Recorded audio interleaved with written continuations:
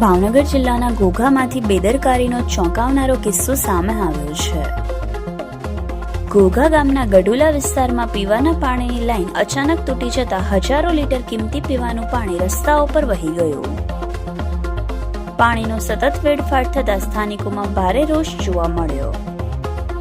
સ્થાનિકોના આક્ષેપ મુજબ લાઈન તૂટ્યા બાદ પણ સમયસર સમારકામ કરવામાં આવ્યું નહીં, જેના કારણે લાંબા સમય સુધી પાણી સતત વહી રહ્યું હતું। એક તરફ લોકો પીવાના પાણી માટે મુશ્કેલીઓ ભોગવી રહ્યા છે, તો બીજી તરફ આવી બેદરકારીના કારણે હજારો લીટર પાણીનો વેડફાટ થયો છે। આ સમગ્ર ઘટનાએ ઘોઘા ગ્રામ પંચાયતની કામગીરી પર ગંભીર સવાલો ઊભા કર્યા છે। સ્થાનિકો જવાબદાર અધિકારીઓ સામે કાર્યવાહી કરવાની તેમજ તૂટેલી લાઈનનું તાત્કાલિક સમારકામ કરવાની માંગ કરી રહ્યા છે। હવે સૌથી મોટો સવાલ એ છે કે શું ઘોઘા ગ્રામ પંચાયત આ ગંભીર બેદરકારી માટે જવાબદારી સ્વીકારશે?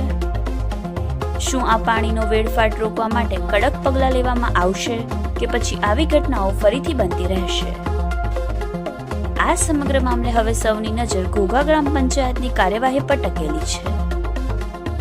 Bureau report, Yashvi Gujarat news, Ghogha.